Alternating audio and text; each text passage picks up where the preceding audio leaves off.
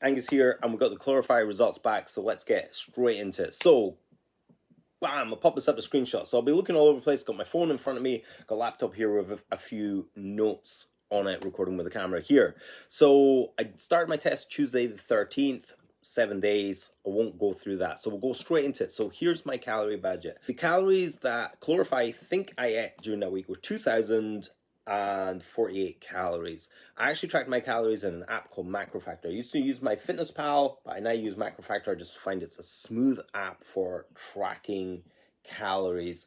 And the calories that I tracked for that week in MacroFactor were 2,090. So like 50 calories out. Absolutely wild, absolutely, like, wow, blew my mind that it was so close. The next thing is the calories I burned per day. This is my total daily energy expenditure. So calories burned per day were 3,004, which is absolutely wild. I did not think I burned anywhere near that amount of calories. I have a few trackers like Oura Ring, Apple Watch, which isn't on at the minute, and they will tell me everything. So we'll go through Apple Watch first. So Apple Watch breaks your total daily energy expenditure into two things, which is very annoying. Resting energy, which was 2,345, it's Apple Watch things I burned, and 797 is my active energy. If we add those together, it's 3,142. So say 140 calories over, just for the quick maths.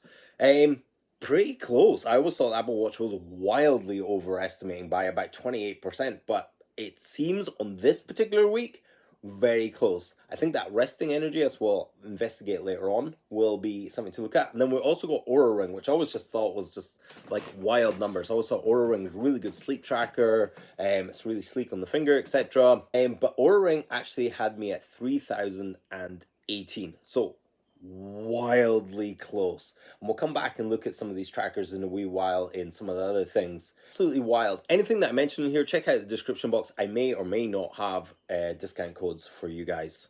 So let's continue. So the deficit I was in that week was, according to Calorify, was 956. And I think this is based on the fact that my starting weight was 104 kilos, 0.9. The next Tuesday, I was like 103.9.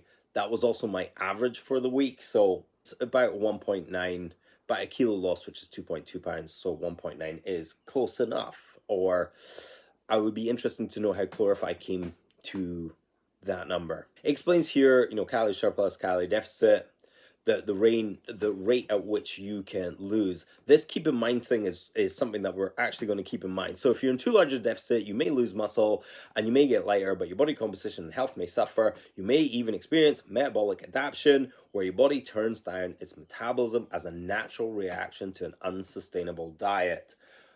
We're going to come back to that because I think that is key for these results for me and my biggest takeaway coming forward. So Calorify are going to give me these maximum safe fat loss, build some muscle, burn some fat, my maintenance, building muscle, which is like a 300 on top of my maintenance, and then much past that, and I will just gain copious amounts of weight. But I've recently switched my Lumen to the Recomp track, which is the same as burn fat and build muscle. And Lumen have given me 2,526, which is pretty close to this, about 200 calories-ish out from this, which I think is fair enough. So where I want to sit is somewhere between this maximum safe fat loss and this burn fat, build some muscle. I think that will be really, really easy to stick to. We'll go into more detail in a wee minute. Okay, let's go through here. It will give me a further breakdown of what some of these things are, which is nice to look at.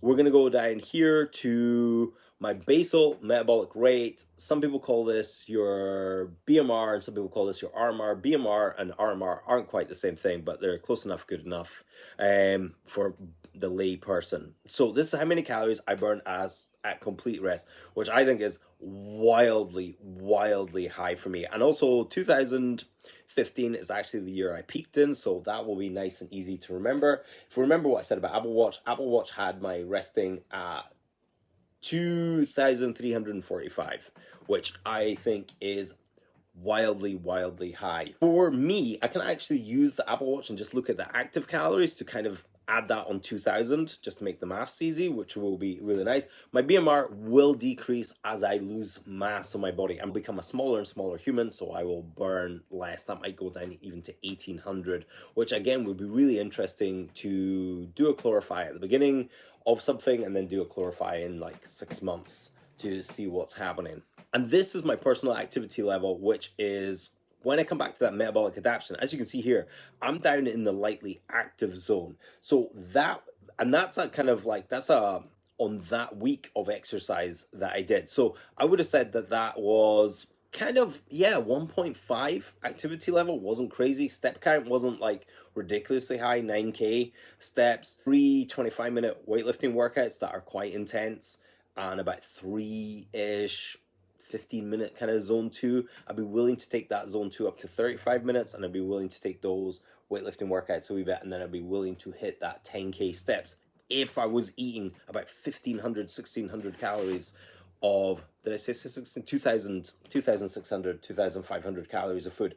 Way easier to eat that, plus so much more food choice. Lightly active, I'm burning 3000 calories. So at moderately active, I'll be burning like 3300. Highly active, I'll be burning 3500. This is why some people do a reverse diet and actually see weight loss. It's because when they're taking their calories up, these activity levels go up, and it can go up more than the calories you're eating. Don't think of calories as just linear, just dropping.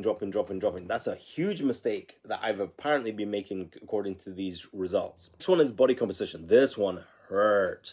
So body composition was, so my weight on the day was 231.5 pounds, which I said before was 104.9 kilos. So lean body mass 158.6, which is around about 72 kilos. Fat mass 72 pounds. I think it's like 32-ish kilos.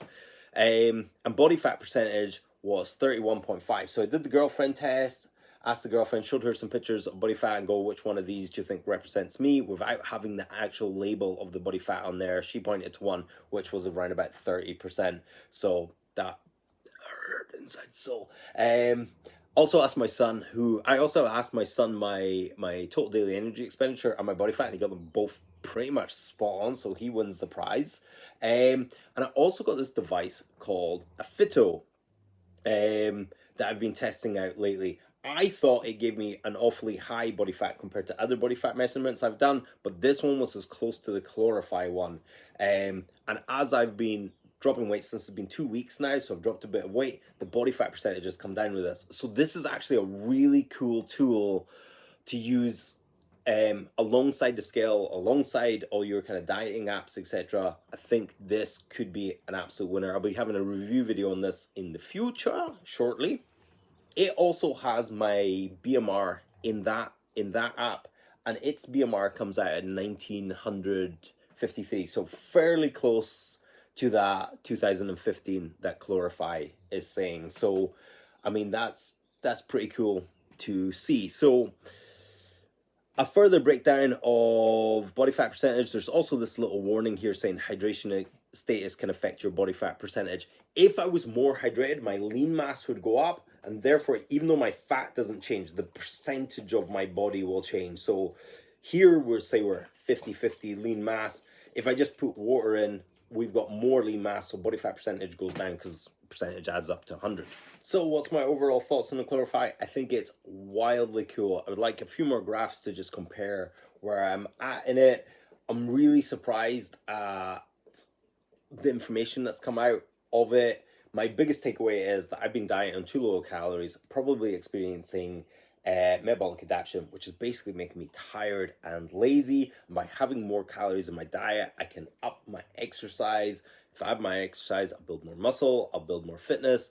Overall, will just be absolutely fantastic. And I'm really pleased to see that my Lumen device and the calories in there on the recomp track are in the right place. And as I say, I've been tracking my calories in the Macro Factor app, which also estimates your energy expenditure, but I'm going to leave the algorithm a little while because it's coming in really low at the moment. And I'm really pleased that the Fito device is bang on with my body fat according to this.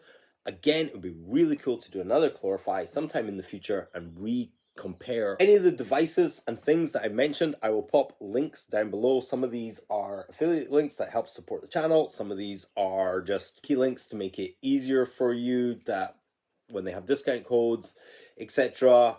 That is all. Thank you so much for watching, and I'll check you guys in the next one.